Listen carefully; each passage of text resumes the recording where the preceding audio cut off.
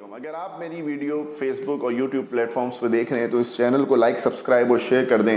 ये चैनल आपको प्रॉपर्टी के डिसीजंस में क्लियर होने में बहुत मदद करेगा।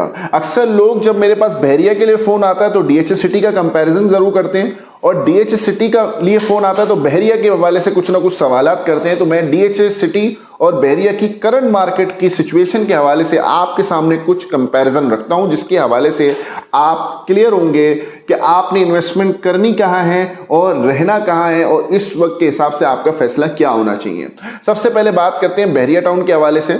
बहरिया टाउन में इस वक्त लिवेबिलिटी, स्टैंडर्ड ऑफ लिविंग बहुत हाई है। पाकिस्तान का सबसे बड़ा standard, high living standard society इस वक्त बहरिया टाउन है। बहरिया टाउन में इस वक्त में अगर मैं आपको कुछ स्टेटिस्टिक्स सामने रखूं तो आप अगर 11A में 152 गज का विला लेने जाएंगे तो आपको कमोबेश वो 1.5 करोड़ रुपए के और 1 करोड़ 60 लाख रुपए के बिटवीन एक विला मिलेगा। स्पोर्ट्स सिटी में अगर आप 350 गज का विला लेने जाएंगे तो आपको 1 करोड़ 90, 1 करोड़ 95 और 2 करोड़ के आसपास वो विला मिलेगा।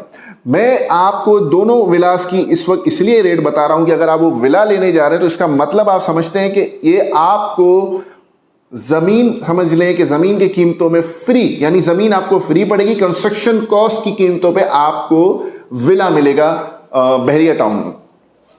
तो बिल्टेड विला अगर आप लेने जाते हैं या अपार्टमेंट लेने जाते हैं तो आपको सिर्फ और सिर्फ बहुत मिनिमल चार्जेस पे, यानी बहुत कम चार्जेस में आपको ये चीजें, यानी कंस्ट्रक्शन कॉस्ट में आपको विलास और ये चीजें अवेलेबल हो जाएंगी, और कुछ चीजें आपको इंस्टॉलमेंट पे भी अच्छी कीमतों में मिल जाएंगी और कैश पे भी मिल जाएंगी।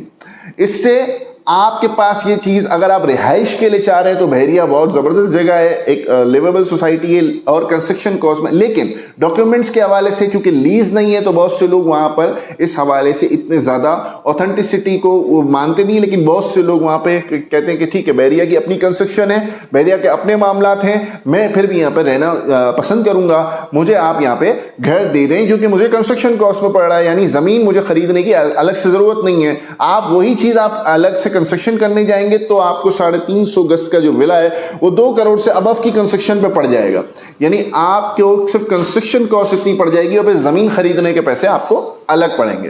अब आते हैं प्लॉट्स की तरफ। तो प्लॉट्स में इस वक्त ज्यादा सेल परचेजिंग नहीं है, सिर्फ और सिर्फ जो on ground shops, Vilas, apartments, इसी पे सेल परचेजिंग चल रही है। ट्रेडिंग बिल्कुल भी नहीं है, सिर्फ genuine users, genuine buyer, genuine seller वही अवेलेबल है मार्केट में। प्लॉट्स की ट्रेडिंग इस वक्त नहीं हो रही, ना कमर्शियल ना रेजिडेंशियल, बहुत हो रही है तो बहुत कम हो रही है। सेकेंडली अब बात करते हैं डीएचएस सिटी कराची के हवाले से। डीएचएस सिटी कराची में इस वक्त क्योंकि वैली का ऑप्शन भी है और सेक्टर्स का ऑप्शन भी है और लिवेबिलिटी भी है, इन्वेस्टमेंट भी है, लीज भी है, शौकत खानम भी है और बहुत सारी और चीजें, सुफा यूनिवर्सिटी भी है, तो उसकी वजह से एक इनिशियल, यानी अब तक डीएचएस सिटी में रेट नहीं बढ़े। डीएचएस सिटी में रेट इस वक्त बहुत इनिशियल स्टेज पे खड़े हुए हैं, जिसकी वजह से परचेजिंग पावर, लोग सोच रहे हैं परचेजिंग करने का। सेलर्स इस वक्त थोड़े बहुत परेशान हैं, लेकिन उनको मेरा हमेशा से मशवरा रहा है कि आप इस वक्त को होल्ड करें।